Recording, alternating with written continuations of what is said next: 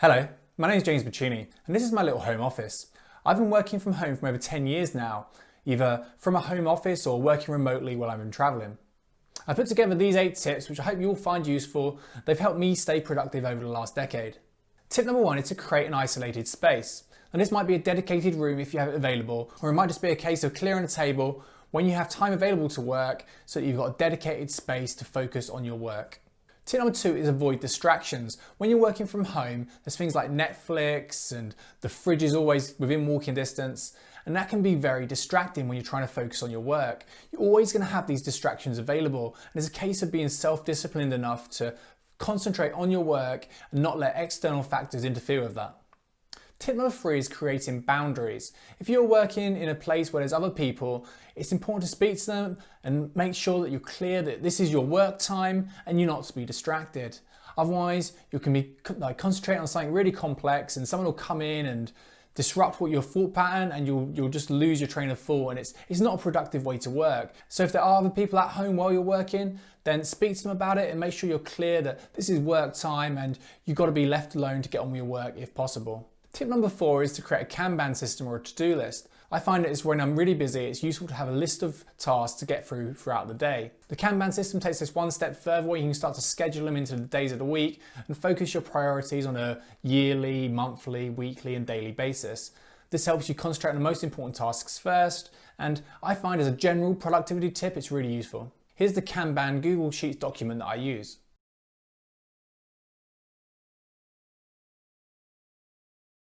Tip number 5, pack video calls and meetings together into a single time block.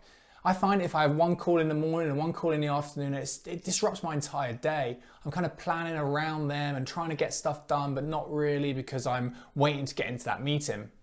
I find a better way to organise this is to arrange all the meetings into a single block of time, maybe an afternoon, then you can spend the entire morning focusing on getting stuff done, and then you know you've got meetings throughout the afternoon. You can put the most important meetings first to give them the most attention, and then meetings which aren't so important or you just got to listen into, schedule them towards the end of the day if possible. Tip number 6 is to stay disciplined, and this is something that's easier said than done. My best advice if you're struggling with this is to get a morning routine in place. Starting your morning off in the right way can get you in the right mind frame to be productive throughout the day. Tip number 7 is disconnect before leaving. I found in the past that I can get stressed and that stress can kind of flow over from my work life to my home life. And that's more pronounced when you're working from home. There's less of a barrier. You don't have that kind of commute to kind of flip from work mode to home mode. The other thing I found, which I still struggle with, is that I'm constantly checking stats and crypto prices and things like that when I'm at home and I shouldn't be on my phone. I'm not really working, but I'm not really completely disconnected either. My mind's still on work. It's a challenge that I'm aware of and something I'm going to be focused on in 2021. Tip number 12 is to explore the advantages. I think if you can be grateful for the advantages that remote work brings, then this can help with the self-discipline side of things. Remote work can open up a lot of travel opportunities, and the flexible hours can be a real benefit if you can make it work. So there are my 8 working from home tips. I hope they help someone be more productive if they're working from home for the first time. If you're interested in online business, performance marketing and web development, then check out my blog and subscribe to the channel for more information. Thank you for watching.